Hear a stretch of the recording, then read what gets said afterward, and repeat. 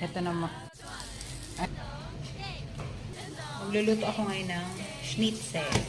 Chicken breast. Tapos, dinip sa itlog na may mga seasoning. Tapos sa bread. Ayan na yung first honor. Ito naman yung second honor. Second honor. Lagyan naman natin. Ayan, luto na yung pinagpaguran ko. Ito yung shawarma. In-oven na gulay. Siyempre, yung kanin ko tsaka yung itlog na natira. Ito na yung schnitzel na pinrito ko.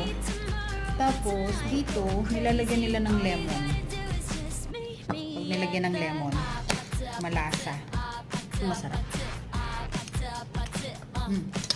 Ito yung shawarma na natira ko kagabi. Silig na kasama ng shawarma kagabi.